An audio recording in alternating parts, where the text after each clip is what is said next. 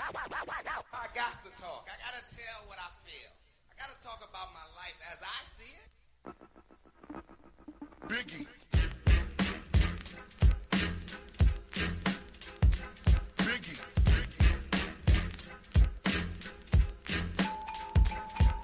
Hey, everybody's here. I'm so happy. Nice. Welcome, guys. Emily and Mean Gene in the house. Hey. For those who don't know, I was thinking about this earlier. I was like, I think Mean Gene is maybe like the third most famous person we've had on. What? We've had on this show. What are you talking about? I think so. Yeah. I think you're like you're probably like the fifth or third most famous person. I'm trying to think. So I've had Doug Gabriel on, wide receiver for the Raiders, former UCF wide receiver from back in the day. Okay. Anna Escamani, shout out to her. She'll be running for mayor of Orlando pretty soon. Okay. Man, who am I? I know I feel bad because I'm forgetting. Oh, Robert Walker Branshaw. Shout out to Wubba, my boy, who's the actor. He's like in all these. He's just in everything, in all these films and shows and stuff like that. I don't watch movies. Yeah, I know. I know. We're just. So now I'm thinking. I'm like, yeah, I think Mean Gene might be like our third celebrity on here. I don't know. You need to get a better Rolodex or something. What are you trying to say, man? You are important. You're an important voice in Central Florida, Mean Gene. All right, I don't want to hear it. Yeah, I think in what way? I think your history. There you go. In what you used to do here in Orlando, and then nationwide. I was the sixth most important person on a radio station in Orlando. Hey, well, you know what? You're the first most important person in my heart, Mean Gene. Oh, that's sad. Wow. Hopefully your mom doesn't watch this. Hey, oh well, yeah. I mean, in different tiers. Can't kick mom out. Can't kick mom out my heart. Can't kick mom out first place. No. You said it, not me. Oh my God! All right, we're already going crazy. I can't do this. Let me get the introduction going here because before we go off the rails again. Excuse me. Ladies and gentlemen, boys and girls, children of all ages. This is your favorite podcaster's favorite podcast. This is Get It How You Live with a U.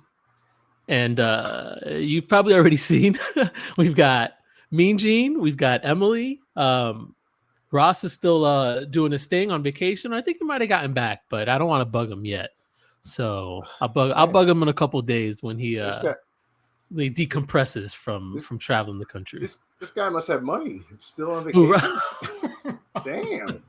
I know. Listen, what does Ross do? Are they hiring? Facts.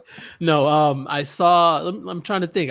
I think he went to New Orleans because I saw pictures in New Orleans, and then I think I saw a picture of him at like a Diamondbacks game, like Arizona Diamondbacks. He might have been. I thought he went on a cruise. Did I make that up? I don't know. Damn. I didn't see a cruise, or maybe you got me. Shout out to Ross, living his best life. Clearly, facts. On a cruise into 2 baseball games in New Orleans. Wow. Hold on. See, this is how rumors get started. Ross, hit me up. I need a job, bro. Come on, shit. Oh man. Anyways, guys, it's been a pretty wild week. Especially since we last recorded. I'm gonna go down the list of a couple things here. R.I.P. to Malcolm Jamal Warner, Theo Huxtable. He passed away. That was crazy because he was super young, and that he was saving his daughter from drowning, and that's how that happened. Got stuck in a rip current or something. I think. Yeah, something like that. I'm not sure, right? Yeah. But I mean, that's pretty crazy. Ozzy Osbourne R.I.P. to Ozzy Osbourne. He's gone. Yeah.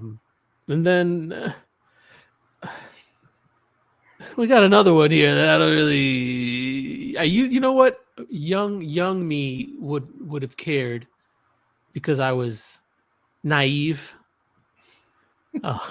And didn't know how much of a scumbag he is. Had no idea. You know, Was. I'll give you props, Mean Gene, Why? because I feel like you've always known. Even as a young kid, it's funny because I was talking to my parents today, and they were like, "Oh, when you were a kid, we used to take you to wrestling at Madison Square Garden and the Meadowlands Arena, and in what's the one in Long Island, Nassau Coliseum? Like, you don't remember any of that, do you?" I'm like, "No."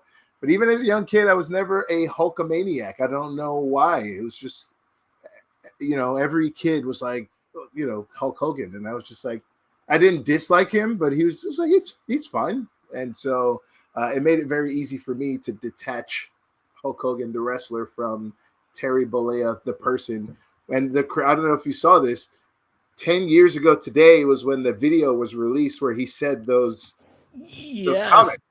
How crazy is that on the 10-year anniversary of people finding out who he really is, he's not here. And again, I'm not celebrating that he's gone, but I just have no feeling whatsoever about it. Emily, how do you feel about the Hulkster? Couldn't care less. He's a scumbag. These 24-inch pythons coming after you. He's a scumbag. I don't care. Yeah, his whole family scumbbags. Don't care. Yeah, no, Brooke seems like she's okay. No, I don't know about no. Brooke. Well, so I had friends that like ran in her circle in high school, and she was an asshole. Maybe she matured and got better, but most recently I saw that she doesn't associate with either one of her parents. Like she's so all right. So that led me to believe that she was probably a pretty decent human being. So yeah, could be. Who knows? I hope so. Young me was all about Hogan. My sister had to remind me because they've got a picture of me in my sleeveless Hulk Hogan T-shirt as a child. Wow. My goodness. But no, I mean, you got to think about like Thunder Lips, all the stuff in the 80s. Like as a kid growing up, I'm like, oh my goodness, I thought he was a man. But yeah, you get older, you learn some things, and then you realize the guy is a literal like just piece of shit human being, and it kind of sucks, man. I didn't follow wrestling as a kid. I don't now either, but like he didn't have that impact on me as a kid. I think my first like real, like I knew of him and I knew he was like a wrestler, but I think my first like real sort of exposure to him, was all the Bubba the Love Sponge stuff that happened in like early 2000s, like because I lived in Pinellas County, which is where that morning show like started and took off. And so I remember all those scandals. And I don't even know that I know exactly what you're talking about. Oh God, you're gonna test my memory, but I think there was a big thing where there was a sex tape involving Bubba the Love, like all of that stuff. And that was 10 years ago today that the tape actually came out. Well, maybe the tape came out. Like, that had all been rumbling from early 2000s. Like I remember being like 12, 13, 14, and that being a thing in our area. It's funny because whenever the video, the sex tape of Bubba the Love Sponge and Hulk Hogan, or his wife and Hulk Hogan, came out, and then it wasn't until years later, and I remember seeing a joke that was like, nobody made it through the sex tape, which is why it took so long for them to realize the comments. Bro, listen. Thank God I never saw it. I never wanted to see any of it. It's ridiculous. Hard pass. But then the comments that he said to his daughter about his daughter and the kind of people he wanted her to date. That was after the set. That's the point. It was like after the sex tape when him and Bubba's wife are sitting on the bed. This is the conversation. Like You just had sex with your best friend's wife, and this is where the conversation goes is insane. How did we get there? How? Like, it's captive. I remember it being around so much. Right? If I told somebody up here right now, like if I use the phrase "Bubba the Love Sponge," they'd be like, "What are you talking about?" Yeah. Like, that is so Florida. That is so Florida. Yes. Well, his show's syndicated, so it's other places too. He's got a little bit of a name outside of Florida because his show is around. But I mean, it's the crazy thing is that the people that were close to Hulk Hogan, like a couple weeks ago, Bubba the Love Sponge, who was no longer friends with Hulk Hogan, was like, "Hey, he's in really rough shape. I hear he might be on life support."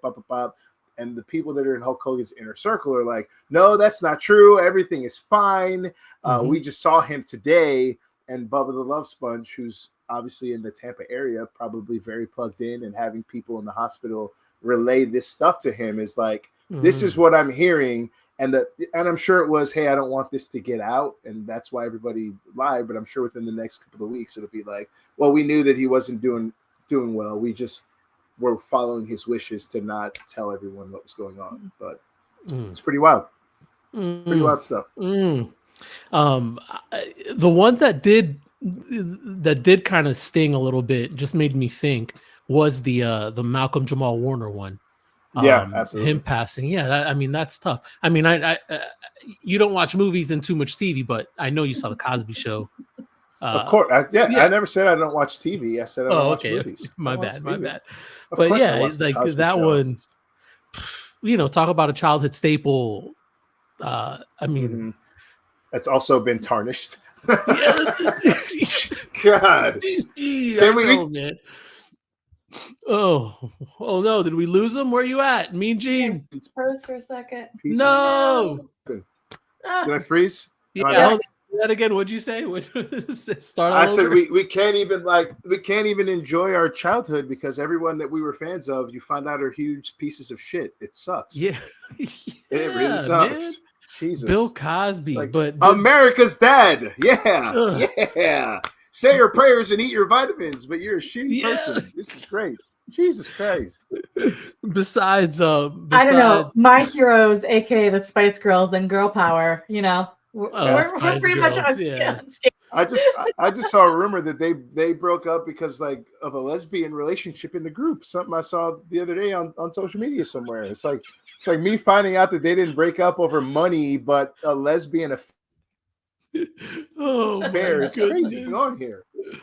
One last thing that I will say for the wrestling stuff is I'm very happy that my favorite wrestler of all time is non-problematic and is married to a beautiful black woman. So big shout out to Bret the Hitman Hart, the greatest of all time. Just wanted to get that out there. The best there was, the best there is. What is it? You're saying I'm messing it up. Say it again. The best there is. Bam. The best there was. Bam. And the best there ever will be. Let's go. Bret Hart. That was my sister's favorite wrestler. Your sister Bret knows Hart. ball. Yeah, she knows what's up. Oh, another shout out to her. By the way, she loved the shout out you gave her. By the way, she sent me a text today. She was like, "Give me a shout out." Oh, it's too funny. Tell her, bring her on. We'll analyze you together. I told. Oh, whoa! That's not why that's not the reason why she needs to come on this show. But yeah, back to Malcolm Jamal Warner. That one, and minus the Bill Cosby drugging women and raping them.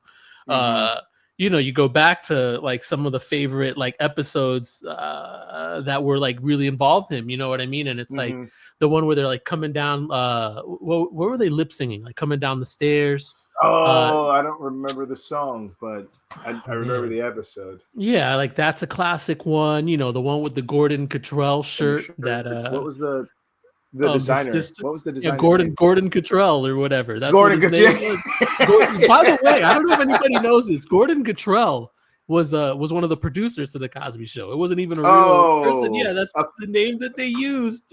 It's never going to be a real brand because they were not being paid to shout out that real brand. Hey, we're not that show, all right?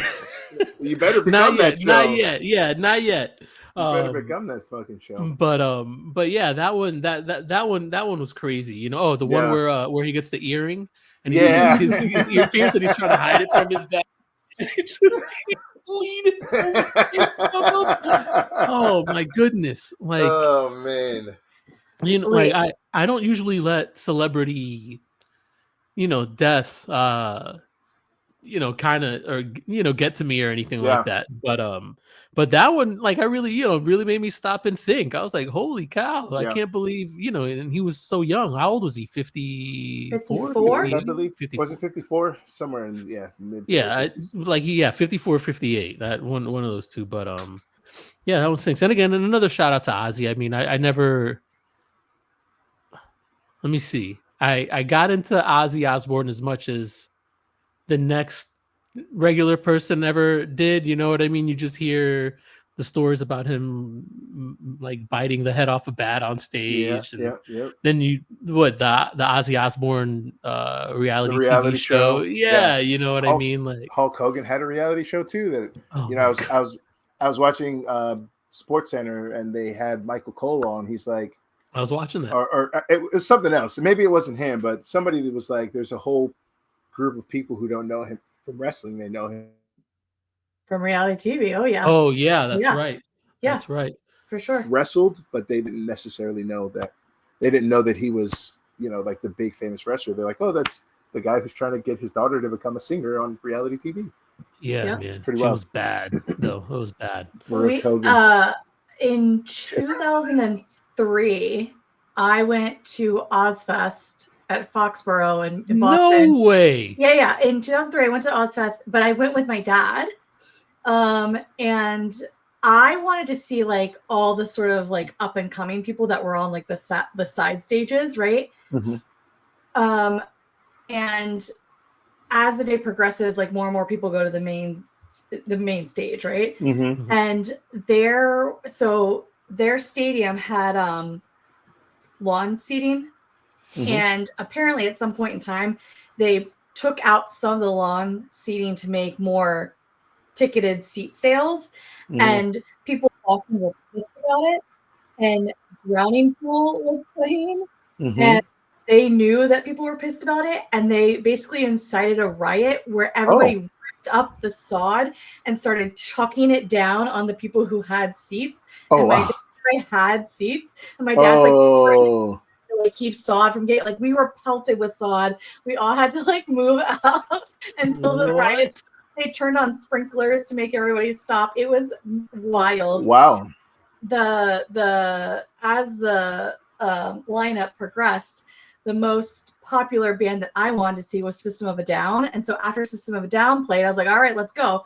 But Rob Zombie and Ozzy Osbourne had still not yet played, and my dad was like, no, you are staying. You are going to watch the actual legends. Yeah. Like, we've been here since 9 a.m. We are staying till the end. So, I saw Ozzy Osbourne in 2003. Nice. Yeah. That is pretty crazy. That's a cool story. Mm-hmm. Yeah, I've never seen him live. I went to Rockville a couple years ago. Saw 9 Inch Nails and Smashing Pumpkins, but yeah, no Ozzy. Heard that was a good show though. His last show was what? A couple weeks ago? A couple weeks back. Like 2 weeks ago. So they raised a lot of money too for charity, which is pretty cool. Yeah, that's right. I heard something about him. What was it? That I guess he wasn't as heavily medicated as I guess he usually is, kind of for that show or whatever. Like he kind of knew what was up. But anyways, that's been part of the week. Shout out to Chuck Mangione, by the way. Chuck Mangione, jazz legend. I know who he is. I was gonna say I don't. All right. That's what I was gonna say, and then you started talking. Yeah, no, so. King of the Hill knows who he is. You know what I mean? Like, there's an episode the TV about show, the cartoon. Yeah. I never watched it, so. It's not that bad. They're coming out with a new season. Guess what? I'm not gonna watch that either. Not gonna do Mean that Gene, I'm either. gonna get you on some cartoon shows here one day. No, One of these days. I didn't watch them when I was a kid, so I'm certainly not going to watch them now. Yeah, Emily too. Emily's not a big I'm right adult there. animation. I don't. No. The only animated adult TV show I will watch is Bob's Burgers. That's it. Nothing else. All the rest of them are awful. I've never you're seen crazy. I got watched Doug as a kid and Rugrats. Sure. That's about it. I wasn't in Recess when I was in like middle school. I Recess watched was great. Recess. Yeah, And I think that's about the extent of things that I actually was like looking forward to seeing and watching. I was too busy watching Bret the Hitman Hart be the GOAT. wow. Yeah. Bret the Hitman Hart be the GOAT. I'll give you one of these for that. Yeah. Yeah. Shout out to the GOAT, baby. Yeah. All right. What I kind of want to get to before I always say this time gets away from us, and it's going to. I don't care. I guess like I don't know if I'm gonna phrase this right. You know what I mean, or if this is how I want to kind of say it. But Andrew Schulz recently, within the last couple weeks, the clips of him kind of having I want to say not buyer's remorse, but like voter's remorse. Yeah. Right. All of a sudden. For those people who don't know who Andrew Schulz is, I guess he's a comedian. I had no idea who this guy was or where he came from. Shout out to Ariel because he told me, I guess, Charlemagne the God and him had a show or have a show. They still do. Yeah, they still do. I think it's called Brilliant Idiots, if I'm not mistaken. Bam. Okay. Thank you. Yes. Yeah. So, and I guess Charlemagne had kind of put him on, and I guess that's how this guy becomes who he is. He's also the same guy, if I'm not mistaken, right? Like Kendrick was kind of beefing with him. Yeah. So I would assume that he's been doing something beforehand because a couple years ago he sold out Madison Square Garden, and you're not doing that just based off of cosign from Charlemagne, right? Because I remember seeing a video where he was like on the court at MSG with his dad, and it was a really cool moment. I didn't really know that much about him at the time, but it was like him telling his dad like, "Hey, I'm headlining a show at MSG." It was a really cool moment between him and his dad. So I think it's safe to assume that he's probably been around for a while, but he was the one who made a joke with the Shits and Gigs podcast, those two British guys, about black women. And then Kendrick in his song said, you don't let no white comedian talk about no black woman. And that's what started the back and forth between the two of them. Gotcha. Thank you. Yeah, that's exactly right. So in the last couple of weeks, he's been coming out saying things like, "This isn't what I voted for." Yeah. And then to kind of, I guess, kind of close that up. Like just recently, he's kind of like now he's upset that people aren't being nice to him. Like, am I right? I don't know, Emily. Have you been keeping up with this at all, or has you seen any of this? Like, any of his comments, bro? This is. I gotta send you some stuff, Miji, and I forgot to send this to you, but it was good. So, in general, I pay as little attention as possible to like mediocre white men, so I haven't followed it entirely. But I do think an important piece of it is I could be wrong, but my understanding is he kind of self-identified as a Democrat for a very long time, and then made a very big deal about the fact that he was supporting Trump, and he made a big deal out of the Democratic Party had sold out its base, and that's why he was supporting Trump and all this sort of stuff. Yeah. And it's like textbook, leopards eating face, didn't read Project 2025. And so I think a lot of the blowback he's getting is, I didn't vote for this. And it's like, no, you did. There was Project 2025. They have enacted it quite swiftly and quite effectively, and you are getting exactly what you voted for. So I think the blowback he's getting is like, no, you're just dumb. You're just a dumb white dude who was like deliberately ignorant about the issues. So on the other hand, I think there's like a camp of people saying we should be pulling him back over because he's got such a following that we shouldn't be ostracizing him, and we should be going, you didn't realize what you're voting for. Now you see it's actually what's happening in practice. Convince your people to come back over to the Democratic side. But like, I don't know. I don't give a shit about the manosphere. I just don't. Yeah. Too little, too late. I think, yeah. Go ahead, I think he's one of those people that was like a big Bernie supporter who, got really frustrated with how that whole situation went, and that's part of the reason. And I saw a video. There's two videos that I saw recently that had to do with him. One, I wish I was trying to find this when you texted me and said that we were going to be talking about this, but it was like a creator who played his video and responded to it, and he's like, this is not what I voted for. And she's like, yes, you did. Like, are we psychics? Because everything that we told you was going to happen is happening. Like, we're not psychics. We just read Project 2025 or whatever these other things are. So it's like, you can't say that you didn't know because everyone was telling you and you were telling them, no, that's not true. Shut up. You're wrong. And now that it's happening, now you want to try to walk it back.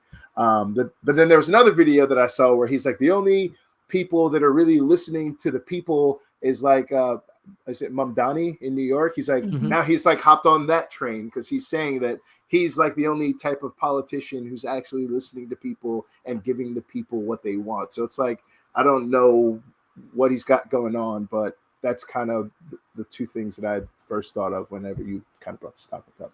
No, yeah, you're absolutely right. That's him along with Joe Rogan too, because I know Joe Rogan's kind of been trying to walk back the stuff, especially when on the immigration issue that's been happening. But yeah, like I was starting to say, it's too little, too late for me, and I think this all goes back to this all goes back to what I always have to say about accountability. Like, it's not cancel culture. This is just holding you accountable for the stupid choices that you made, on your stupid platform, and letting these stupid voices on there when you have, like, you should, when you know better, like, and I feel, if you have that kind of platform, that big of a platform, you definitely have to be selective with the voices that you let on a microphone. I understand not trying to be in like a what do people say, kind of like a vacuum, you know what I mean? Chamber. Like, like an echo chamber. Yeah. I 100% get that. But to let a bunch of like anti-vaxxers and a bunch of just buffoons come on your program and spit nonsense to a bunch of unfortunately impressionable young minds, you know what I mean? Like, and the biggest problem to me is that it's like, I get it, right? These people are out here, they've got their following, but you can't just let them say anything they want unchecked, right? If you're pushing back, right, and being like, actually, that's not true, or this doesn't make sense, or you know what I mean? Like, if you're doing that, that's so much different than just allowing someone to come on your platform, say anything that they want, and you just kind of sit there and nod along, right? Because that doesn't necessarily mean that he agrees with everything that everybody he lets on his platform say. But if you just sit there and nod your head while they spew all this foolishness, then you're making people think that you're co-signing what it is that they're saying. 100%. You're just as complicit. If Correct. you're not, if you're not trying to hit them with facts. But that's what you get when your base is, like afraid of facts. You're talking to I mean, for the most part, I don't know, man. What do these guys have? Like an 8th grade reading level? You know what I mean? Like, give me a break. But they also have a huge following. So to the bunch extent of dummies that out there. Right, but to the extent that we shame him and say we don't want you part of this movement, you made a mistake by following Trump at all for any moment of period of time, so we don't want you. That's probably a politically strategic error. What we probably want to be doing is saying, okay, here's the moment where you teach your people that you made a mistake and how you made a mistake and how Trump has misled all of you, although I don't think it was misleading. I think he told you exactly what he was going to do, but like, here's how you were misled, and here's how, as we go into the midterms, we're not supporting him, we're not supporting his policies, we're not supporting the people running on his platform. Like, there is a way to do this in a way that still has accountability, but like doesn't it. If you shame is a terrible tactic, right? Like, and so if you shame somebody of like, this is what you got, like, then somebody who feels shamed isn't going to go, okay, well, let me be part of your group. They're going to say, fuck you. Okay, then I'll go to the people that like me and support me and feed my narrative, even if it's inaccurate. So, like, it's not my fight to fight. I don't give a shit about his followers, but I do think we are losing that demographic a lot. And so if there's an opportunity for him to say, oh shit, I didn't understand, and I'm not going to make that mistake again. I'm going to talk to all my people about it and hopefully get them back on track, then okay, fine. But like, that's the work he needs to do. That's not the work I need to do. Yeah. The problem though is, like you mentioned before, the echo chamber, right? Is that if there is someone who's been a fan of this person and they are listening to the things that his guests are saying and they believe it, when and let's say he comes out and says, I was wrong about this, this, and this, they're just going to say, I'm not listening to this anymore. And they're going to go listen to whatever it is, kind of feed, you know what I mean? It's like the work's already done, and it's kind of to the point where it's like, there's really, I mean, again, you'll get some people that are like, oh, he was wrong. But most people are just going to be like, oh, he changed his mind. Well, I didn't. And I'm just going to go listen to whatever it is that feeds what I want to hear. How do you guys think? And I feel like we've hit on this while we've been talking about this already, but how it kind of spills over into just like mainstream society, right? Into your neighborhood, your, your work, the people around you, I mean, I feel like DC, Emily, you're kind of like in your blue bubble up there. For sure. Yeah. So everybody is in accordance, with the way things should be going, I guess. I'll tell you down here, I don't think I'm going on a limb to say that Mean Gene and I, in my experience, are pretty similar around kind of the people that are out and about anytime we are out in public, and just maybe the conversations you might overhear, or even our own friend group, you know what I mean? Sometimes, or circle of friends or whatever, might have voted for, Trump, and then now maybe kind of want to walk it back, I mean, I know what I do. I hold these people accountable. Like they know how I feel, about their choice. Yeah. I don't make it a secret. You know what I mean? But I also think if you have people that you're coming across in your daily life that are going, I don't know, this is not sitting right with me. It's not what I voted for. Like, I don't know that it's super persuasive for you to confront them and be like, this is what you voted for, versus saying like, yeah, man, like, then come over to our side and let's vote for change, and let's stop. We need to change. We need to take back the House so that they can't pass this legislation. We need to, like, it's tough when power I've been is a preaching persuasion. 2025. I know what I mean? I don't disagree with you. And they know, I'm just saying, like, as in terms of winning people over. Yeah. I mean, I don't really care about winning anybody over, though. I guess that's it. Yeah, but that's not gonna help. It's not gonna help your cause. You love me or you hate me, baby. Pick one. When she says like, that's not what she means. Is that for them to like you or hate you, just for them to make better decisions. Because if they're reaching out to you as like a source of, you have been the one talking about all these liberal policies and beliefs, and oh wait, I didn't think what I was voting for is what I'm getting. You have somebody that is soft on persuading them, potentially. And if you shame them or ridicule them or lecture them, nobody wants to be shamed, ridiculed, or lectured, and so they're not going to listen to you. Yeah. You mentioned Project 2025. There's like a tracker, right? So do you remember before? Yeah. I don't know. And what is it? It's So June, January, 7 months. He's already done 46% of what is in Project 2020. That's almost half of something that he had no idea what it was and had nothing to do with him. Right. So it's just like, again, so many people were like, he doesn't even know what that is. You know, and I'm glad you said that, because speaking of him not knowing what anything is, more particularly, apparently there are just no more Epstein files, and I know this has been going on. Hold on, go ahead. Also, had no idea what the Project 2025 is. Yeah. He made the author of it director of OMB. Yes. Okay. So, like, let's be real clear on that. He knew what it was. Director, what's Owen? For people who don't know, Office what that is. of Management and Budget. There you go. OMB is a huge part of the federal government and key in enacting a lot of his things about reducing the size of the federal government. So, not true, not credible, all of that. Anyway, let's get on to Epstein. Yeah, no, it's very fun. Yeah, I mean, this is great. All this is great. All this. What's the Fed chair? What's his name?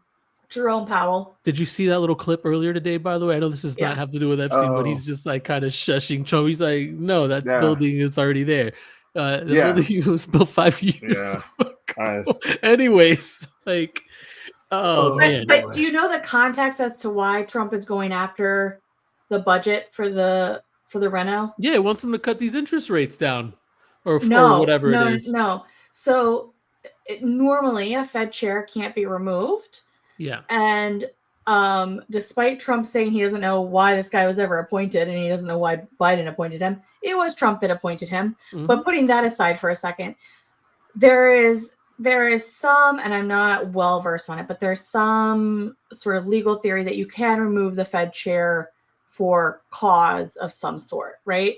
Mm-hmm. And there's really no cause to remove him just because he won't reduce interest rates. So what he's trying to do is trying to say that he has gone and done this lavish budget to renovate the Federal Reserve. That's his big thing. That's his hook. That's the way he thinks he could fire him. And so that's why he is lying about how much these renos have cost and what these renos have included. That's why this has become such a big deal. And that's why Jerome Powell was like, no, that's a building from 5 years ago, not relevant to what the renos are that Trump's trying to include into this little budget or whatever. Yeah, that's interesting. All right. The Federal Reserve is supposed to be like independent and is not supposed to bend to political whims. Now, what happens behind closed doors, who the hell knows, right? Yeah. But like the idea is you get appointed, you serve. I think it's a 10-year term. I could be wrong on that, but like the idea is that you last administrations and you're way more independent than other agencies. The heads of those agencies often cycle out between administrations, whereas the Federal Reserve is more consistent. And so that's why he's making such a big deal about these renovations. Like he's talking about how the Federal Reserve is like installing fountains and things like that. That's not happening. But that's why he's making a big deal out of it. It's because he wants to fire Jerome Powell and he thinks making a big to-do about the budget for the renovations is the way to do it. Interesting. Okay, we're gonna have to come back to that. Let's we'll circle back. I'll learn more. I'll learn more about the Federal Reserve. Let's put a pin in that, and then we'll circle back. Yeah, circle back after vacation. Yeah, circle back after a week or so. But yeah, like we were saying, another thing that I guess Trump is absolutely clueless about is Epstein. All of a sudden, so. All right, there's so much that's happened. So let me try to get it all in real quick. Feel free to interject and stop me if you feel like I forgot something. But let's see where we're at. Where we're at now is the Republicans have voted to just, I guess, shut down because they don't want to vote on these Epstein files being released. I don't know that they voted to do it. I think Mike Johnson just declared a recess so that they wouldn't have to vote on it. Regardless, they're on break. Yeah, so that they don't have to vote on it. So they don't have to do this nonsense. Mm-hmm. Before that, We can start where like like Pam Bondi was talking about having the files on her desk.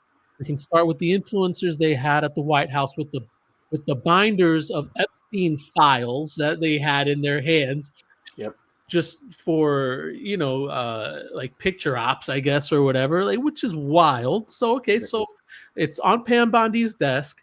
These influencers have them in their hands, and they took pictures with them. There's hours and hours of video. Thank you. Hours and hours of video about this stuff. There's countless video of them saying that they're reviewing these files. They're looking at the Epstein lists. They're looking at all this stuff, and they're waiting, right, for it to, like, they're making sure it's okay. Blah blah blah. I have no idea what's going on. All right. So then all of a sudden we fast forward to, I don't even know how we got there. But then they're asking Pam Bondi about these Epstein files, and then she says that they don't exist. They're not real. They've never had them. And somehow with all this, it's fast forwarded into Biden and Obama somehow made up these Epstein files, conspiracy theory, another witch hunt. And then now he's trying to say that Obama cheated in the election on top of all the other distractions. Releasing Martin Luther King files. Yeah, releasing Martin Luther King files, his health. And he never says anything about his health. He's the healthiest person in the universe. And then now all of a sudden he's got some vein problem where his feet just swell up, and he's got, like, I don't know, like muffin top on his ankles. I don't know how that happens, but I guess that's that. What was the other distraction that he had? I mean, I'm trying to think. The video of having Obama arrested. Yeah, AI video about Obama being arrested. Him at a press conference when they asked him about it, and he lashes out saying that you guys are still talking about this. What, you guys are still talking about the Epstein files? I guess now. Then they released the video from the jail that was doctored as well. Oh, and then they released the doctored video where there's 3 minutes, not just one, not 60 seconds. There are 3 minutes missing. And like, when you do something like that, I don't know if people know this. I know, like, people that work in editing and stuff like that. Like, there's a stamp. Like, there's like it. Yeah. In the system, yeah, it lets you know, like, hey, this has been edited. This is it. Like, you can come. Mm-hmm.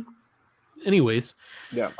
Also, in trying to do damage control, Pam Bondi said she was going to try and get the grand jury transcripts released, which is a crazy step to take, and I can say more about that. But the judge initially denied it, and Ghislaine Maxwell's lawyers want to look at it before it's before it's ruled on and all this sort of stuff. But the grand jury testimony doesn't, like, the transcripts.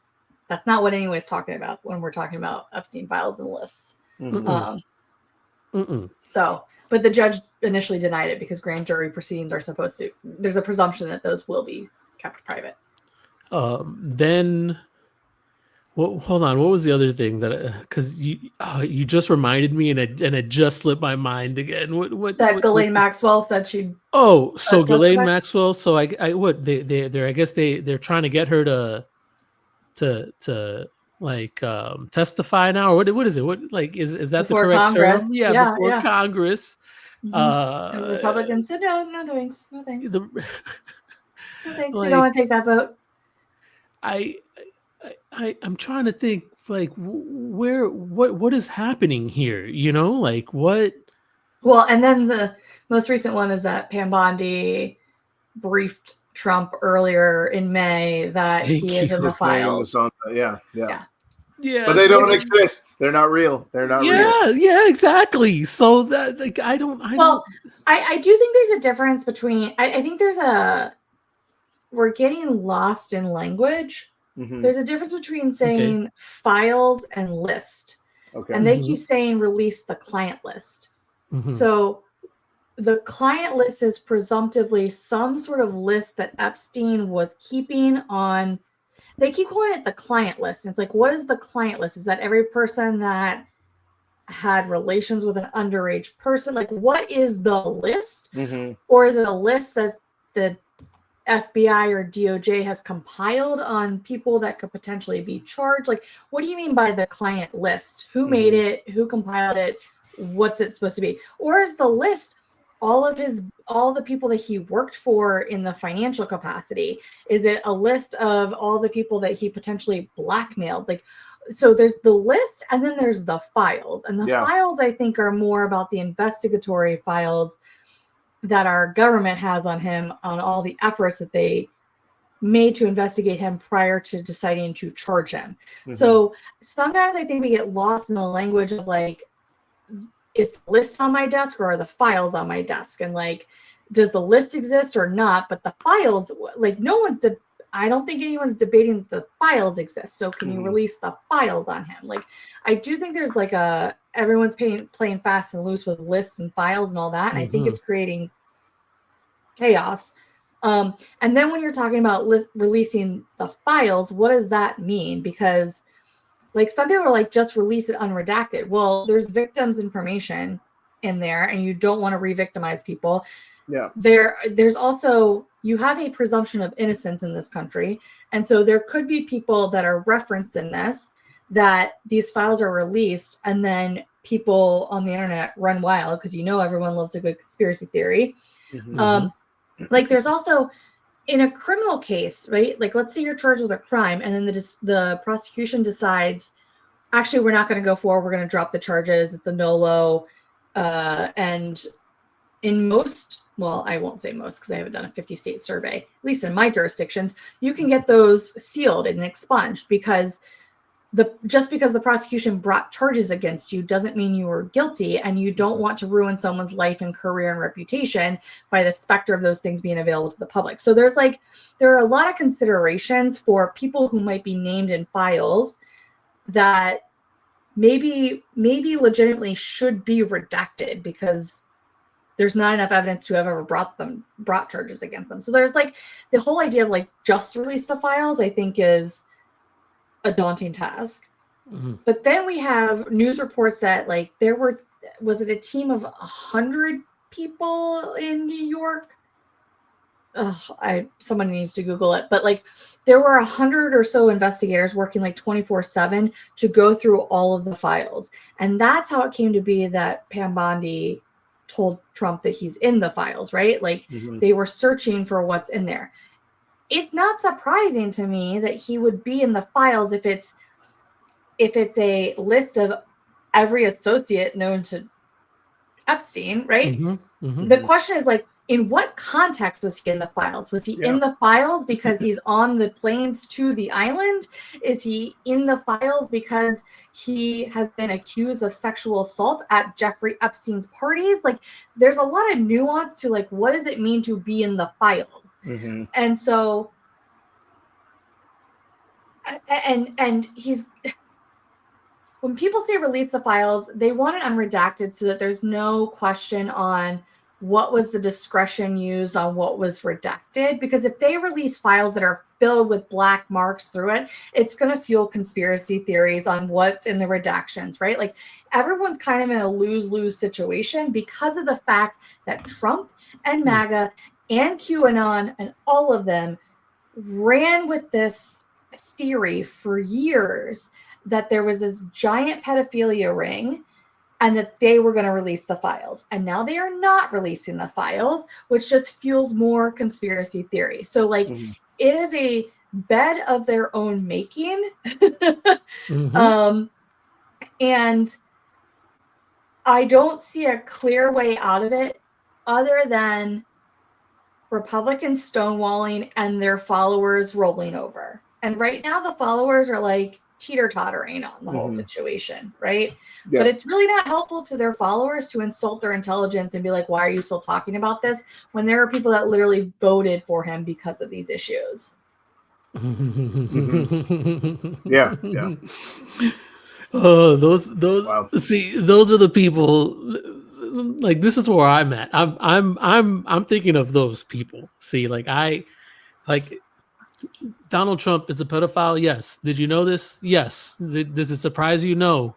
Like, you heard him talk about it on the Howard Stern show back in the early 2000s. Like, I remember staying up. Like, I don't know if people remember, it was like on E late night, like at 11 o'clock, they would air Howard Stern, you know, and I was like, all right, let me watch this. So I remember like seeing that episode, you know, like I was like, this is insane. I'm like, this guy's a creep. You know, being from New York, I already, you knew of him. And you knew he was a scumbag and always filing bankruptcy and super racist and all that. You know, he's not a Christian. You know what I mean? Like all this stuff, right? And like Emily said, certain people voted for him strictly based off like, oh yeah, he's gonna get all those pedophiles. Mm-hmm. He's gonna get all those child rapists. He's gonna expose them all, and we're gonna get them. And everybody just wants to keep saying it was Biden.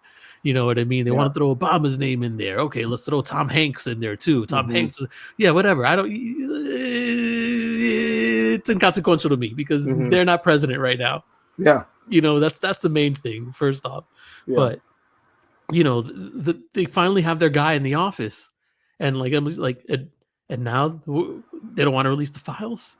Now they're starting to find out that, like, you know, they were best friends for 10 years, huh? They ignored that after you see all the pictures. We saw all the pictures and videos. Correct. You know what I mean? For years now. Yeah. They wanted to ignore that, and they thought like that's fake AI. You know, the birthday card that he drew, you know, with the naked woman, and then he scribbles his signature, his name is like her pubic hair, or whatever. Like, it's, you know, all this stuff, and it's like all these, you know, like you were saying last time we recorded, you know, Gene, like all these like Christians, right? Like these believers and everybody, these evangelicals and like all these religious people, you know, want to protect the kids, and everybody's about protecting the kids, which I can do a whole episode on that because they find like 90% of those kids that go missing a day. Trust me, you just don't hear about that because they're found. You just hear about them being gone for 15 minutes because somebody came to pick them up and the mom forgot, you know, that like their uncle has them or something like that. Anyways. But like, how do they see themselves now in the mirror? Like knowing unequivocal doubt that this man was like molesting, well, allegedly. Yeah. Let me say this. Everything's down here. Yeah, I don't want to get sued either. I don't got 16 mil to cough up like CBS did. I don't got $16 to cough up like CBS did. Shit. Give me a break. But, you know, allegedly this man was committing and like, I don't know. Not good acts. Bro, what's the good way to say that? What's like the correct? I mean, the PC way to say this. I don't know what he was doing. One. I don't know that there's one, but if it were me and I was pictured with someone who has a questionable past, and there was a way for me to prove that whatever that person did, I would be doing anything that I could to make sure that got out there. And the fact that he is very directly and aggressively trying to stop that. It's like, what do you got to hide? Because if I found out that one of my friends was, you know, a PDF file, people say on the internet, and not only would I not be friends with that person anymore, I'd also be telling everybody like, hey, by the way, this person sucks. I don't. I promise you that I don't. And if there was a way to prove it, which are allegedly these files, or I don't remember the other word that you used, Emily, these files or this list to prove, I would be pushing that in everyone's face. Yeah. And I saw a tweet yesterday that was like, if he wasn't on it, he would be selling it to you on a t-shirt and be like, see, my name is not on here. So the fact that you're just actively trying to block it is insane to me. I have two things to add. One is a correction from earlier. Okay. So hopefully it wasn't my. No, it's me. Okay. I was like, it was probably me. No. So at one point in time, Pam Bondi sent a letter to Kash Patel, the FBI director. Oh, those guys are such clowns. I know. Basically telling the whatever. FBI that the New York field office had withheld thousands of pages of Epstein documents. And then she told Fox News that a truckload of documents were delivered to her the next day. And then FBI employees in DC and New York were basically told to work around the clock to review the records. Mm-hmm. And I'm looking at a Bloomberg article that says that many of the workers have clocked more than 100 hours of work over the most recent 2-week pay period, including a marathon session last weekend during which they slept on desks while waiting for new batches of Epstein records to process. Okay, so that's crazy town. Yeah. And they were clearly pouring through it to do damage control for Trump, Mm-hmm. right? So that's number one. Number two, Duffy, the transportation secretary, aka Road Rules. Road Rules in the Real World. Yeah. Yes. Hold on. What? He was on the Real World of Road Rules. Yeah. That's how he rose to prominence. Okay. He was in a congressional hearing. I forget if it. No way. Google it. Listen, he was on Road Rules, so he knows about roads. That's why we put him at the head of the TSA, right? It makes sense. Oh my God. No, he was on the Real World. The Real World. I'm sorry. Oh my the Real God. World Boston. No. Okay, did he end up on the challenge? I bet he Let's did. see. Hold on. Oh my goodness. Let's see. This is too good. You can keep This is all too talking. good. I will. So he was testifying before Congress. I think it was last week or the week before, and they were asking him questions about, because he's head of transportation. They were asking him if he would release all of the like flight log records and things of that nature, and he kept giving this like very like nondescript answer, but eventually he landed on saying like, well, I'd need to look at the data because, for instance, you could have flown, and I'm paraphrasing here, but basically you could have flown on Epstein's private jet to his island, but you didn't stay there. Instead, you caught a boat to go to the Bahamas. And I was like, since when are there layovers at Epstein Island? Like, what are you talking about? Like, you know what? I've definitely had a layover at Epstein Island while I'm catching a boat to the Bahamas. Yeah. But like, that's literally like things that he was basically trying to say that they had to look at all that evidence because they wouldn't want to produce records that innocent people like that were at Epstein Island would have a different reason for being there. I was like, unbelievable. He was on Road Rules All Stars, so I guess after the Real World. So he knows how to regulate rules, roads. So transportation, it is. Like we want Pete Buttigieg to this motherfucker. Insanity. Oh my goodness! You guys voted for a pedo. You guys voted for a pedo. Pedo. You guys voted. That's all I gotta say. That's all I gotta say to these people. Like, how did you like it wasn't bad enough. It wasn't bad enough that, you know, at this guy's rallies there were Nazi flags and Confederate flags and KKK out there and all these white nationalist like hate groups. That wasn't enough for you. That wasn't enough. It wasn't enough when he made fun of that handicap like reporter or the person, right? That wasn't enough. That wasn't enough. It wasn't enough for you guys. Like, you know, about all his bankruptcies and his divorces, right? You evangelicals out there that you wanted to vote for him because of abortion and all this stuff, right? And E. Jean Carroll explaining the rape. Like, you know, none of that is enough. The 34 felonies weren't enough. Adultery. Like, none of that is enough for you guys, and you guys just still wanted. And you knew when he talked about the beauty pageants that he owns, walking into the young girls' dressing rooms, watching them get dressed. When he commented on that, you guys just wanted to ignore all that. Because you guys thought he was sent from Christ, right? Is that what it is? Like that? Because that's what I've been hearing. And he's gonna work for the poor man. Like these same people were saying that Obama was the Antichrist. Mhm. Like we know he wasn't innocent. You know, we get it. The Antichrist, the Antichrist. like, oh no, me, we can't hear you. I don't know if it was on mute. Sure. Oh, there you go. Bam. Oh no, now you're gone. Oh, wait. No, there you go. Perfect. I was gonna say he was sent from God to expose all the pedophiles. Yeah, he was. Yeah, that was, you know. So why is he trying to stop them from being exposed? That was supposed to happen. What had happened was now his name's on there, and y'all knew that. Y'all knew that, and he knew that, and y'all still voted for this man. Can I say something? I wanna make a petty yeah, I've been petty for the last 3 minutes. Go ahead. And okay, so we know how Donald Trump loves his McDonald's and ketchup, and we remember that report of him throwing the hamburger against the wall and ketchup dripping down the side of the wall.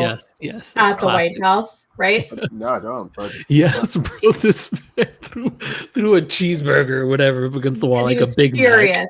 I forget if it was during January 6th or during the election or something, but he was furious. He threw it, and Stafford, like, there was reports about ketchup dripping down the wall. Okay, we know the man has a palate of a 5-year-old, right?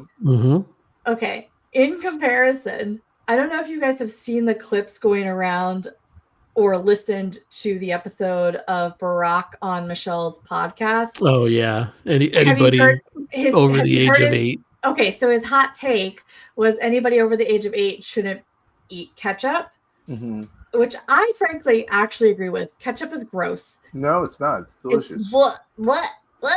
No. But French fries and some spicy ketchup.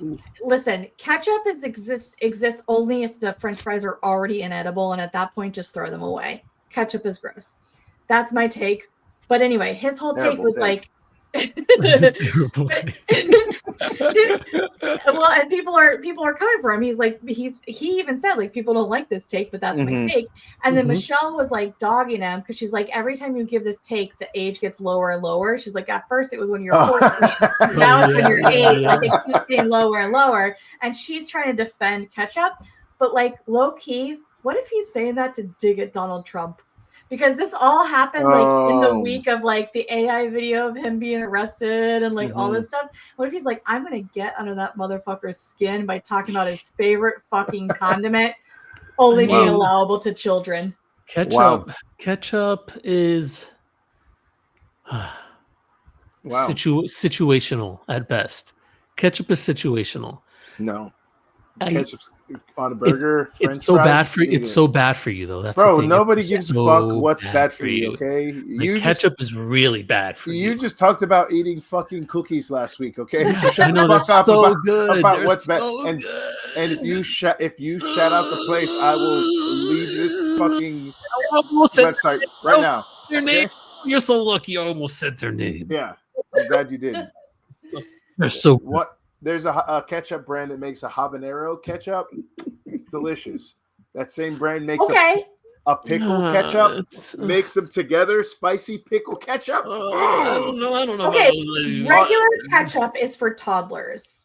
It's situational. I can't say that. Like Mean Gene saying ketchup on a burger, ketchup on a hot dog. Yep. No. When I was a kid, I used to put ketchup on my white rice, ketchup on my eggs. No, sorry, I'm going to take that back because I said you're disgusting, and then I was going to say something else. You know where I'm going with this? Isn't that like a Dominican thing? To put ketchup on these things? I don't know. See, the Puerto Rican thing is ketchup and mayonnaise, and then all of a sudden that's taken over. Ketchup mayo is not. Sauce. That was not a thing for me growing up or anything like that. Yeah. No. But no, if I'm having a burger, a hot dog, or French fries, I need ketchup, and it better be spicy. Like if it's on there already now at this point, I eat it. Like if it's on the burger, but when I go order, honestly, I don't put anything on my burgers. I just eat them the way they come. Unless, you're such a fucking loser. There's other burger spots. I was about to say. You're such a fucking loser, bro. No, Jesus no, Christ! listen, Don't eat a burger then. No, If the you're burger gonna- comes. Look, if you're gonna lettuce, take onion, off the tomato. bread- If there's tomato on the burger, you don't need ketchup. Correct. Because that's real. Ketchup is gross. It's sugary. It's not. It's I like sugar. also, Gene, Yo, shout out. Shout out to Right? saying that there's hot sauce added to it, that it's hot. An Correct. 8-year-old isn't eating a hot ketchup. You're right. You're correct. But You've elevated, you've stepped up, and I will Okay. allow it. thank you. I will allow it. What I was going to say is like, see, I don't like tomatoes on my sandwiches because after the first bite, you're It fighting slides? to keep it in place. Yeah. So hold the tomato on everything. But if it's a burger, you better believe I'm going to have some onions on there. I'm going to have some lettuce, some ketchup. Yeah. And if I don't have, no mustard on my burger. What? No mustard on the burger. Sorry. I know Kendrick's not Mustard happy goes on with me hot right now. dogs. Ketchup does not. But also, I hear you on the sliding. I won't do slices of avocado on a burger because it's immediately Correct. the bun's going one way and the rest of it's going another way. It's a whole problem. But still, There's a very popular grocery store here in Florida where you get a sub, and I had to tell them no tomatoes, or if it's not busy, you ask them to chop the tomato up and then put it in your sandwich. Hey, I was in a Publix commercial once. I was. I could say it, man. They hooked me up you still owe years me ago. the Yeah, I forgot. footage. I got to send it to you. I forgot. I got to send it to you. I'll send it to you too, Mean Gene. It was fire. I did a good job. I wrapped it up at the end. I came in and closed it out at the end. It was Okay. It was good. It was good. I'm looking forward to seeing this. It was good. But yeah. So I'd be like, hey, can you chop up the tomato? If not, just keep it. Yeah, chopping up the tomato. That's actually a good idea. But if they're busy, you don't want to do that because then you're the asshole that's holding everybody up. Big facts. I love. I've never seen a short line there though. I've never seen a short line to get a sub there. Well, I used. Sorry. Oh, ketchup and a tomato are two different things. You're right. If you get a turkey sub and you ask for ketchup, you are a serial A psychopath. Correct. Yeah. 100%. If you they're eat not ketchup the same. on rice, you're crazy. You're a psycho. If you Listen, eat ketchup on eggs, you're crazy. Ketchup Yes, on eggs? Yeah, that's no, disgusting. people, no, you kidding me? On scrambled No, eggs, man. no. I don't know why. Sure. As a child, that was Well, that's the whole point of the conversation, Yeah. Saul. That's the whole fucking point of the conversation. as a child, it was. God, I love how we got from Chef's Epstein's bon list to appetit. ketchup on rice. This is amazing. Garçon, please I just hope- a squirt of your finest ketchup on my Ugh. scrambled eggs, please. Gross. I just really hope that Obama was low key No. needling Just ribbing Trump him. with Yeah. that ketchup comment Because because he could have given other hot takes, but that was Yeah.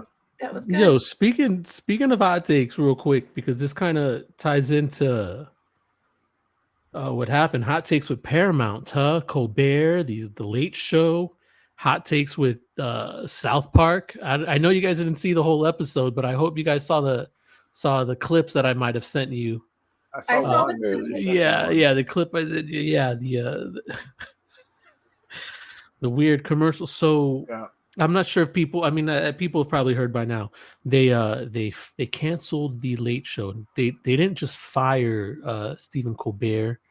They canceled the whole late night program. What is it, like 30 something years? Correct. Just they don't care. Their excuse is that they were losing money on that show. Yeah. But that was like one of the only shows that was bringing in money to that gave that network value. Yeah. Was that program? It's just number one rated show, and it's time slot. Thank you. Yeah. No, go ahead. So I mean, I don't watch the Late Show. I've never really watched any of those shows unless someone that I'm into is on them. So for me, it's no loss. One of my best friends watches Colbert every single night. Obviously, he's not happy about it. But I mean, So Bill Simmons, I Mhm. obviously know. Oh no! Uh-oh. That's from Whoa, whoa, Sunday whoa, whoa, night. whoa. He had some. Am I gone? Am I Yeah, back? go ahead. Go ahead. Yeah, Bill Simmons. Again, Good technology here. is not on our side. Okay, wait, we can hear Okay. you. All right, there you go. There you go. Okay, perfect. So on his episode of his show Sunday night, he had on someone who works in that field, and they had a conversation. Apparently, the show really is losing a lot of money. It costs a lot of money to make. It's very expensive, and unlike Jimmy Fallon and Jimmy Kimmel, Colbert's show is not social media friendly. So, most people don't really watch Fallon or Jimmy Kimmel live. They just watch the clips on social media. Apparently, with Colbert, they're not doing that, and so they're not able to monetize the show that way, which I guess is part of the reason why the other shows are able to make a lot, make money off of that. Do I think that the president and his influence and the sale and the person who is buying it played a role? Yes, but these are the ways that they can justify it and make it seem as though that's not the case. You know what I mean? Yeah, it's tough for me. Like I totally understand where what you're saying. Yeah. But it's just tough for me when it's just like a staple, right? Like such a late night staple, just a not just late night, but just TV history in general. Yeah. Because wasn't that like David Letterman? When it started, right? Correct. Yeah. Like, Apparently they pulled him over from a different network, and that's when it all kicked off. yeah. So that it's just such the tradition that a show like that has. Yeah. And then all of a sudden they're willing to just kind of buckle under pressure there and like just not care. I like the responses that came out afterwards. So today we're recording tonight, it's Thursday. I want to say this happened a week ago. Last Thursday the news broke. And then everybody, I mean, I was waiting to see Monday night because the Daily Show, Jon Stewart hosts Monday night. Yeah. I wanted to see what the other late night hosts were going to do. And it was really nice to see them all kind of come together in solidarity there to kind of back them up. Yeah. Well, they all showed up to the taping. Yeah. They all showed up to the taping. Yep. And then I don't know if anybody caught Jon Stewart on the Daily Show or any of the clips. Sure did. I've never watched that show in my whole life except for clips on social media, and don't make I'm just not interested. And like early 2000s, you didn't watch it, like 9/11 time period, you didn't watch it. Like Monday was the first time I've ever watched the full episode of the Daily Show 3 days ago. Wow. What? I'm glad you watched it, though. I'm glad you watched it. 2000s, it was like nightly ritual to watch it, and then when it spun off with Colbert, then you watched Colbert after. Like that was like a decade of like. What years were these? Like post 9/11, like definitely before 9/11, but like post 9/11 is when it really like kicked like. Yes, off. because then Stephen Colbert came on as like this satirical Fox News pundit, and he'd have segments on the Daily Show, and then it got so popular that they gave him his own show, and for I don't know a decade he was the satirical Fox News guy. So you'd watch Daily Show for like the real stuff, and then you'd go to the Colbert Report. Yes, like yeah, no, I've never. It was classic. Yeah, it was classic. Never saw it, but in the early 2000s, my nightly ritual was getting drunk. So, all right. So, okay, your first episode was Monday. Yeah, wow. It's crazy because I text my buddy who, like I said, he's a big fan of Colbert, and I'm like, "Does this show usually go 30 minutes with no commercials?" He's like, "No, that's not a normal thing." I'm like, "Okay, well, I enjoy." I mean, it was. I was like locked in the whole time. I was like, "This is." Pretty entertaining and very funny, but yeah, no, that was not something that cracked my, like when Colbert left the Colbert Report to go to late night. I didn't go with him. Like I don't watch late night network TV.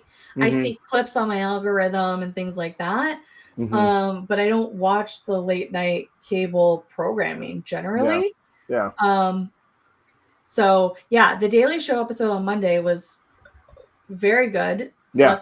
Let them fire Stephen and John, and then let them run for office together. Yeah. Well, the crazy thing is that the same company owns Comedy Network. So during that Bill Simmons podcast that I mentioned, they're like, maybe they'll cancel the Daily Show as well. Maybe, they're like, what if he quits? And the guy that he had on as his guest, whose name I can't remember, was like, he's not going to quit, because if he does that, then he's going to screw over all the people who work on the show. But he's like, he's definitely going to address it. And he's like, well, they taped the show. What if they cut it? He's like, no, they're not going to cut it. They can't. And his whole rant was basically like, they made Comedy Central what it was, right? Yeah, it's that or The Office reruns. Like, don't forget about Chappelle's show. Yeah, well, yeah, facts. The Chappelle Show. But what I wanted to say was about that episode with Jon Stewart was what he said what I've been saying for forever. What we've all kind of been saying. It's just like, sack the fuck up to everybody else. Yeah, you know what I mean. And then speaking of sacking up, you see Columbia, just university, giving him what, $200 million. But that's a whole other story, which is ridiculous. But anyways, that's the point, is like, come on, man. Like, why are you like the CEO of a company like that big, or why are you like, because you're supposed to stand up for like your employees, you're supposed to stand up like, for them, like what else? I don't get it, but I just, you have the lawyers, you have the money, you can't like, just sack up, man. Yeah. And like his whole song at the end was perfect, just a bunch of FUs to, the people that deserve them or whatever. But then same thing with like, who was like Jimmy. So I saw a clip of Jimmy Fallon this morning. And for the most part, he is one to kind of stay out of political jokes, kind of, right? Like, not, he's got whatever. He's just not one he's not Colbert style. It's not Jon Stewart style. It's not Jimmy Kimmel style. He's very palatable. And he had a really good little opening monologue last night, kind of going at Trump about Epstein as well. And I guess I just like to see, I like to see these guys kind of like grow a pair now, a little bit more. Yeah. Colbert's going to be done in May of 2026. Yeah.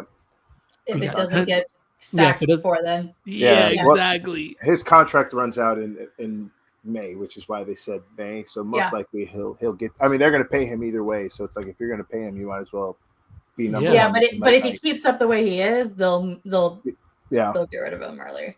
So. Well, it's going to be interesting to see if they're going to do that with the Daily Show. Yeah. Like Mean Gene said, Paramount owns Comedy Central or whatever. I guess what it means though, if like he's going to have such a big following, even more after this, like he's going to do whatever he wants. He'll have his own podcast, he'll have his own show. Someone's going to pick him up. Yeah, you know what I mean. Like, there's no way. Or he can just retire. I would. Or he can just retire. I'd run for office, or I'd retire. Yeah, and that's another thing. Like, Trump has got all this money. Like, if you got all this money, just go away. Like, if I had as much money as he had, you'd never see me. Like, you would see me because we're friends, but nobody would ever see me. Like, who wants to deal with all this shit? I'm not picking up a pen to sign shit at 870. No. There's no way. There's absolutely no way. If I'm that old and that rich. We should be skeptical of everybody in their 70s running for public office. Correct. All of them. Go away. Just go away. Like, it's not even like go die. Just like go away. No. What do they know? How? Again, I'm not saying to go away and die either. I know. Just like go away. Like, go enjoy your time. Go mentor other people. Yeah. Your thirst for power should concern everybody. Correct. Go away. Go enjoy life. You don't have very much left of it to live. Yeah. That's so I don't know. Yeah, it's gonna be wild. But like I was saying, South Park came with some heat last night, and if if nobody listening saw the episode, or Trust me, watch the clips that you see on social media, Yeah. and you'll get the gist of it. So- You'll see what you need to see, especially the CGI commercial or Was, AI. was AI. there, Was there supposed to be some kind of meaning behind that commercial, or was it just just straight flaming him and his micro penis? I don't know. And I do think there's a underlying. This is how we can use deepfakes. Yeah. Oh, right. Because there has been lot. There's been a lot of stuff in Congress about trying to deal with deepfakes and people that make deepfake pornographic videos of Taylor Swift or whoever, and you can't get it taken down. There's no recourse, and they've been trying to deal with it. They've not gotten to resolution. Well, hey, here's a deepfake of naked Donald Trump. Mm-hmm. Dare to do something now. Yeah. Right? Like that would be interesting. Naked Donald Trump and his talking micro penis. Bro, like I'm telling you, my jaw was on the floor when I was watching this episode the whole time. And then I was like, it can't, they've got them. I don't know. People that used to watch the show back in the day, Saddam Hussein was a guy that they made fun of a lot. And he was in a relationship with Satan, right? In South Park for seasons. I don't know how many seasons, for forever, whatever. Now it's Donald Trump, like, in bed, and they show him just getting naked with a tiny micro dick. And then it's just like, it is the wildest. Wow. I don't like how, and apparently from what I heard, right, and what I've read today, because I was looking into this, they waited till the last minute to sign their deal with Paramount Plus. They waited till the very last second to sign it. They also got paid an obscene amount. I was like, $1.5 billion with a B. Yeah. 1.5 billion deal. Is it for 500 episodes, right? 50? 50 or 500? I think it's 50. It's one of the two. Is it 500? That's so many episodes. Anyways, like, they wait till the last minute to do this. I don't know if people saw like the 25th anniversary of South Park, how it's made, but like they wait till the very last second to like beam it over to Comedy Central so it airs. That's why they can get all these jokes in. What's that? No, sorry. I'm just like. Oh, okay. How many episodes? I'm trying. No. I'm trying to look at that while I'm trying to listen at the same time. Yeah, but yeah, like they waited to do that. They beam it over there. They get in all these crazy jokes. Last minute in there somehow. And I mean, this is like scorched earth on Trump. Yeah, it's 50 episodes. 50 episodes. $1.5 billion. 5-year deal for 10 episodes a year. That's insane. I mean, I don't watch cartoons. We've covered this. Same. I also don't know anybody who, unless Saul corrects me, I don't know anybody who does watch South Park on a regular basis these days. A buddy of mine does. Buddy of mine I know some people too. Some South Park stuff that I just kind of. But like ignore. For $1.5 billion, you would think everybody on the street is watching South Park and talking about it. That's crazy. Wow. So what I'm hearing too is that like if Paramount tries to renege on it or something like that, like take it back or cancel them, like they can sue them. Oh wow. For that money. So like they're set. You can't do set. anything about it. Yeah. Yeah. This is so I just wish it didn't take this long, I guess, to get to where we're at on the whole shaming, this orange maniac and like doing what free speech was intended to do. But I guess we'll see how long it lasts. Yeah. I'm interested not kind of go back not to go back, but thinking about things that are gonna last or not. Like, how long is Ghislaine Maxwell gonna last? I know we talked about it already, but I was just thinking, like, are they gonna, she gonna unalive herself too before she gets interviewed and talked, right? Like, Are they going to offer her? Are they going to offer her like immunity and like is Donald Trump going to pardon her for her silence? I saw a thing that was like, you know, when people pass away and they have the years, and it was like Ghislaine Maxwell, whatever year dash soon. It's like, it's like sometime next week. The one I saw was like her birthday to yeah. sometime next week, like that. You know, insane. Oh man, this is where we're at, folks. This is where we're at. Real quick, I also kind of wanted to get this in because it's very near and dear to my heart. Oh no, this is not good. Sorry, I just got some other news here about DeSantis, Satan. Sorry, this guy's another piece of work. Yeah, we'll talk about this some other time. Sorry, everybody. I'm teasing it now. I'm teasing this, and I'm teasing Jerome Powell. That's what we'll be talking about. Is this crazy stuff and more concentration camp stuff. But we finally went ahead and cut the funding for NPR and the Department of Education. Like that's it. These people. These things are gone. Let me get you some specifics here. Let's see here. He signed a measure today to claw back around $9 billion in funding for foreign aid and public media. Let's see. The House voted 216 to 213 last week to pass the Trump administration's recessions package. Yeesh. Two Republicans, Brian Fitzpatrick of Pennsylvania and Mike Turner of Ohio, voted against the package, and then 3 House members did not vote. This measure claws back, $8 billion for foreign aid programs in the State Department and U.S. Agency for International Development, and it rescinds 2 years of funding worth $1.1 billion that was already appropriated for the Corporation of Public Broadcasting. Which is fucking nuts. Like that's the thing I don't get, right? Like this money's already allocated to this. Like that's it. It's accounted for. That's where it's going. And then now you're what are you saving if that money, like if that was already accounted for? There's like, I don't understand this. I don't think this is the thing. I don't think people understand how important public radio really is. Like, you know, we might not feel it that much where we're at.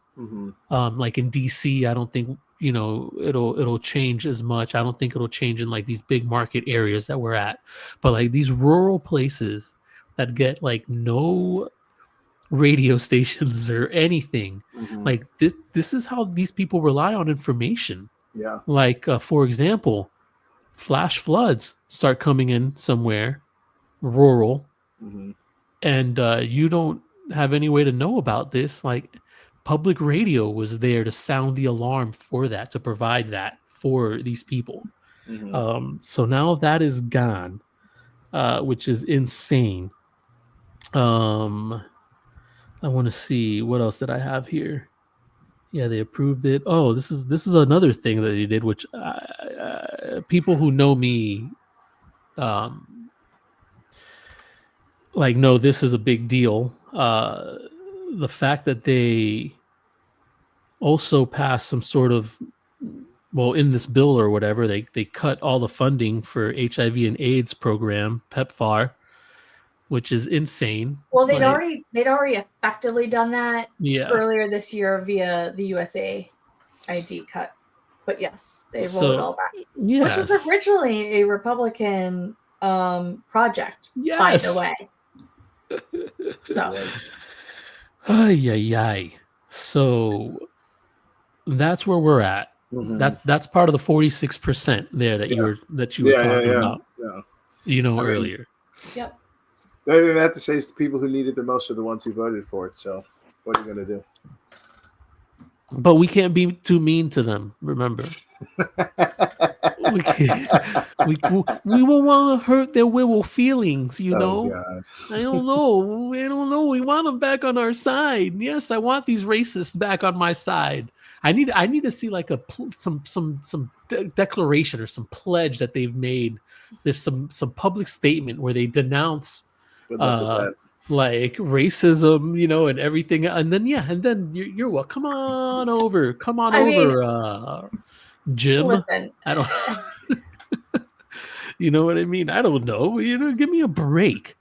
Like, yeah, I just think, like, I'm just, look, we gotta hold these people accountable. I get we can't fully chastise them, I guess, into like obscurity, even though I think that's what we should do. Just gonna push them back more further away. I get Emily's point. I know, just push them far away off a cliff. Just all of them gone. Wow. Like, I don't care. That's the it. earth is flat. You can't push people off cliffs. Oh, well, whatever. I'm just saying, like, I get it, and I get it. I 100% understand your point. I just think I'm not opposed to. I just like having fun. Accountable. Yeah, this ain't fun, and you know it. You don't like to have fun. All you do is go to the gym. We talked about this last week. Good dude. And rage. No. And rage. Yeah. Anyways, but yeah, I just you did not respond to my video last night about the man who has been working out. Oh, it didn't really come in. It was like, for some reason it wouldn't play. Oh yeah, I'll send it to you again. Mean Gene, did you notice her shirt, by the way? Did you see what it says? This her ugly Ja Rule shirt. Oh, I noticed it's Ja Rule. Yeah, it's got the hold on. It's got the whole abs. Oh my God! Listen. Bro, she sends me this video of this man undressing or dressing on stage. I don't know what he's doing. Yeah, dressed. What is he doing? What is he doing? Giving the women what they want. There you go. Ja Rule. Did you go to his concert? Oh, yeah, last night. So it's like the third or fourth time I've seen it in the last 2 years. Wow. But hey, I'd go see Ja Rule. Wait, Ja Rule had hits. I don't know if I could see Ja Rule. See, you know what, Mean Gene? I'm gonna bring you on. Have you heard the Clips album at all? Have you gave that a listen? I've listened to some of it. I haven't finished it. What about the Raekwon album? No. No. All right. Well, I'll wait. Well, anyway, go ahead, Emily. Let me. I have to back it up. The reason I sent you the video yesterday of him getting dressed on stage is because I can like trigger him so easily. So I have abs too, so that doesn't bother me. Like a month ago, I was at the Pop 2000s tour, and BB Mac, one of the guys, is jacked. Like his arms are that guy is jacked. Yeah, and I sent a photo of it. I sent it to Saul, and immediately he's like, "Oh, I got muscles." Immediately, give me a break. You know what I mean? Please, listen. I have abs. Okay. You're also wearing my B t-shirt. That's mine. This is mine. I know. I can't. I'm so jealous that you. They gave it to me. No, you bought it under DC law, but also they got shut down. Very sad. Oh. DC raided them, and they are shut down. Oh, so Mean Gene, I went to a dispensary when I was in DC. And I don't know why the laws are weird there, but I guess you don't actually buy cannabis. I will tell you. Oh, you have to buy a gift. This T-shirt. You've told me this, yeah. And then they give it to you as a gift, right? Yeah, I was like, all right. Thanks. I think you told me this in Detroit when I took you to the. Oh, that's right. Yeah. So I was like, am I gonna have to buy a shirt in Detroit? but he's such a new. Okay, so. In DC, the law to legalize cannabis was supposed to be modeled off of Colorado's law. But because DC is not a state and we are subject to congressional home rule, Congress can meddle with our rules. So anything that we pass, if Congress does not interfere within, I think it's 90 days, it might be 60 days. Anyway, there's a time frame. If they don't do anything to meddle with it, it goes into law in DC. But Republicans love to meddle in our shit, particularly Marco Rubio. And so when the decriminalization law went into effect, Republicans meddled in it, and they basically blocked it because they did not want us to generate revenue off of it, because they realized how helpful and beneficial that would be to us, and fuck us. So the law went into effect, but we weren't allowed to tax and regulate it. So instead, we have a gifting economy, which means you go into a dispensary, you say, I would like that. You can't ask how much it is because it's not for sale. And then they say, would you like to buy a sticker? Would you like to buy a bottle of juice or whatever? And then you pay for that and you get free weed. But Saul walks in there and he's like, how much is that? How much is that? So they're like, what t-shirt do you want? In all of my years of buying weed in DC, I have never actually gotten the gift that I am supposed to get. I don't have a fucking t-shirt from that place. Look at this weird B shirt. This is just the weirdest. It's like shirt B on the movie planet. ripoff. Yes. You could have had multiple shirts Is. as keepsakes at this point. Yeah. You didn't get them. I recently got mushrooms and I was supposed to get free art. No, I don't. I don't have it. Wait, like mushrooms that you cook with, or mushrooms like mushrooms? Chocolates. Mushrooms. Yeah. Okay. Those are Psychedelics. decriminalized. We decriminalized nature in DC, so Okay. those are decriminalized. But yeah, we have a gifting economy. Nice. Whatever. Anyways, I got a cool B t-shirt. I'm very jealous. There you Feels very cheap, but I'm sure. One time I did get a Bic lighter. go. There you go. wow. Yeah, your little keepsake. I'm sure you don't have it anymore. I don't. Oh my goodness. What am I forgetting here? What is this? Prison swap? I have prison swap written down. Oh no. Is it That's bad? such a downer. That's such a Is downer. it such a downer? How much of a downer is it? It's a big downer. Well, we got a couple minutes. Depress us. What is happening with this prison swap thing? I mean, Is it the Spain guy? No, it's the Venezuela, El Salvador, U.S. swap. Yeah, so, but the Venezuela guy committed his crimes in Spain, didn't he? I don't know What? which guy you're referring to? 'Cause- Oh. Okay, I'll look it up really quick. Okay. So I believe all of it. I mean, it's sad, but it's also not sad, but it is sad. So basically, the 250 people that we sent to CCOT in El Salvador without due process, Mm-hmm. El Salvador and Venezuela and the U.S. basically made this sweetheart deal where Venezuela released 10 U.S. citizens or lawful permanent residents back to the U.S. in exchange for the 250 people being held at CCOT going back to Venezuela. So the people that were being held and tortured at CCOT in El Salvador are now back in Venezuela. So yay, that's great. However, a lot of the people that were sent back to Venezuela were originally here on asylum claims for fear of prosecution from Venezuela, right? So like you sent them back to the country that they were fleeing from. And there are specific people that were already granted asylum, were in the middle of their asylum claims because of that.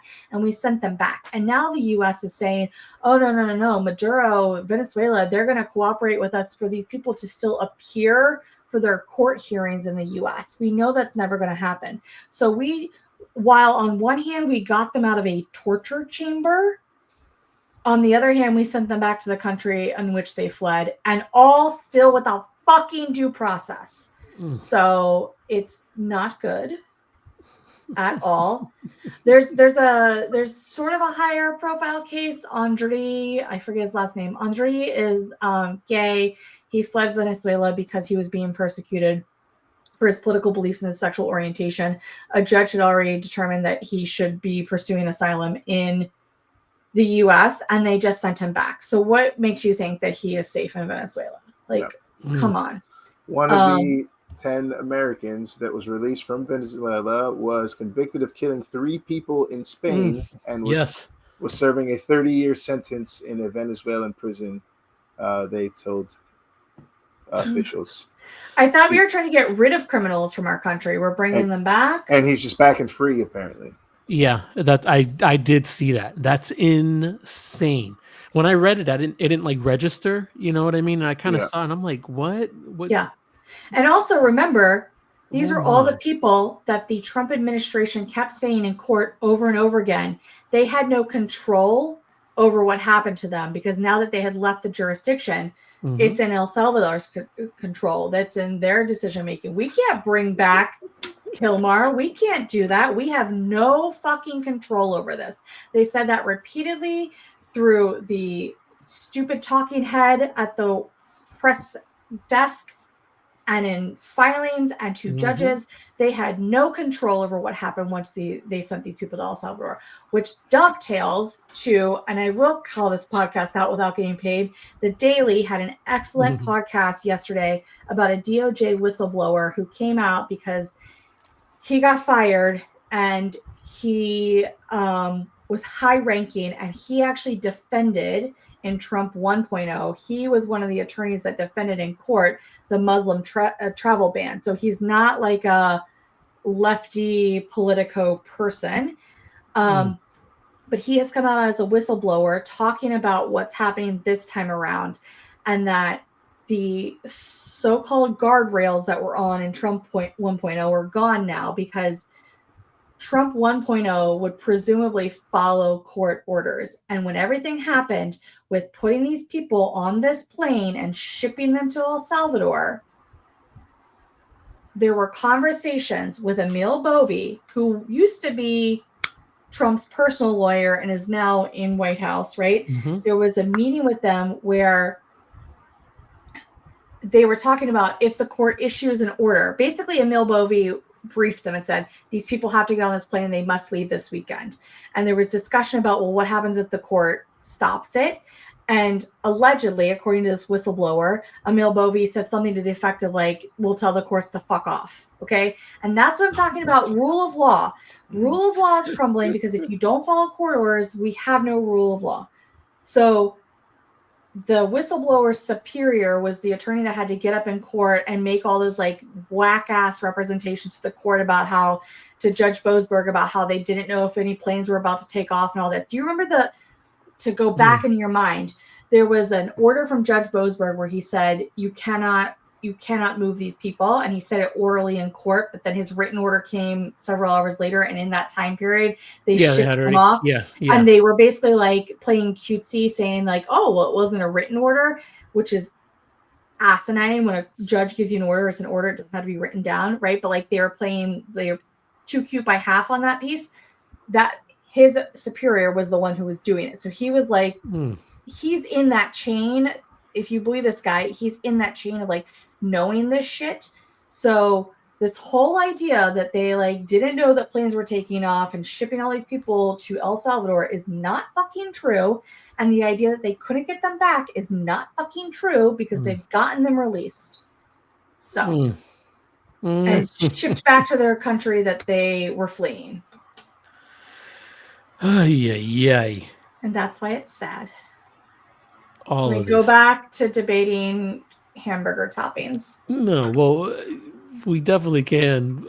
I also kind of wanted to point out real quick that Trump now is, their administration are trying to kind of separate themselves from Alligator Auschwitz down south.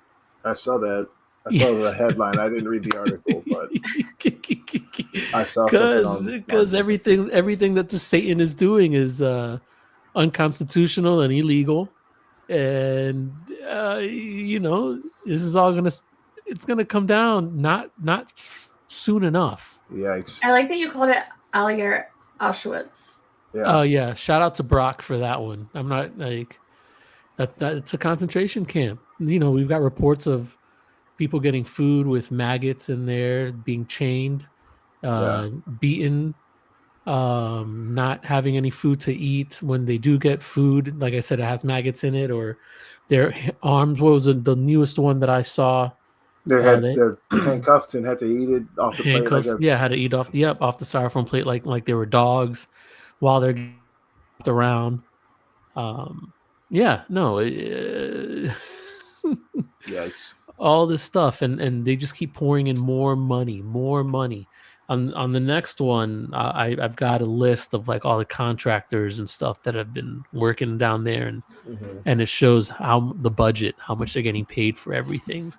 I mean, like, yikes. It's insane.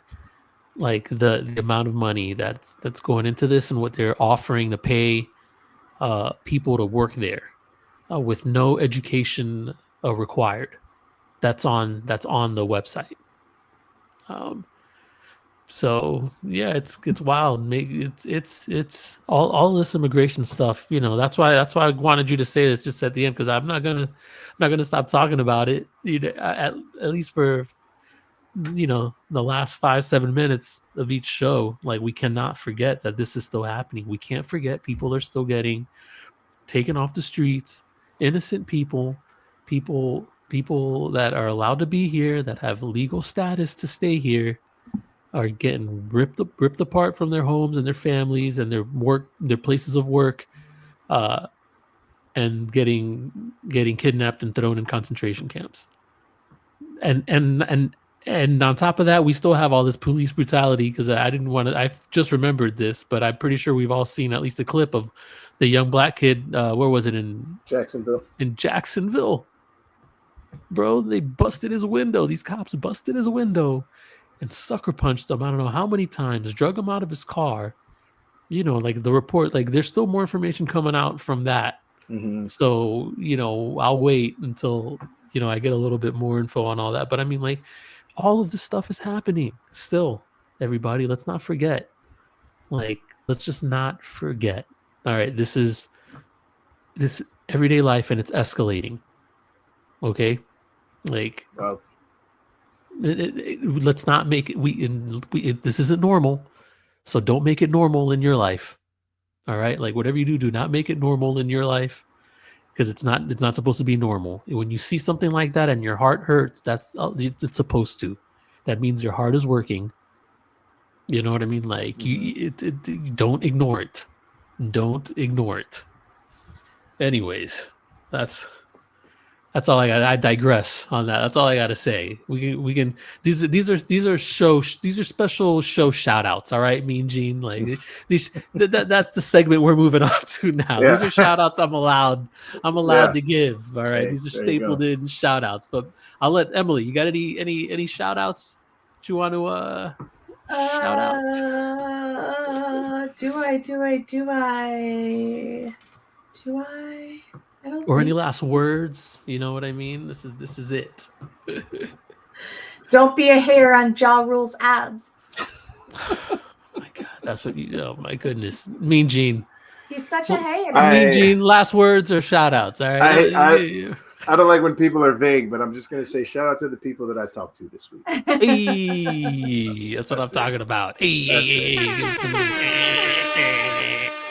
Shout out to them. Let's see. I mean, everyone knows regular shout outs. Shout outs to my Parker. Shout outs to your Parker over at Google. Is he still at Google? I don't even know. Sure is. Perfect. Shout out to Google Parker. Shout out to regular Parker. Google Parker's making too much money. So Google Parker's making too much money? Yeah. Hey, Google Parker needs to hop on this podcast and share the wealth. But let's see, who else am I shouting out? Long Shots Bar and Billiards, holler at Mo and Harold. LA Insurance, holler at Charles and holler at Ray. Holler at Detroit Allen. Allen. Holler at Chris. Holler at Saba. Holler at Todd. Let me see who else. Shout out to. Oh man, if I'm forgetting somebody, I'm sorry, guys. You know what? Big shout out to Mean Gene for joining us again this week. Hey, Mean Gene, coming back. Yeah. All right, and man, I think that might be it.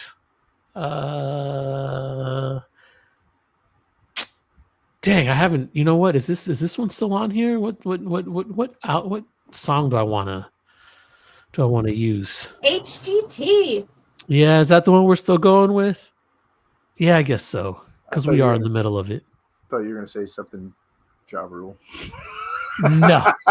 Everybody believes it. No, you know what? Thank you. No. This one right here.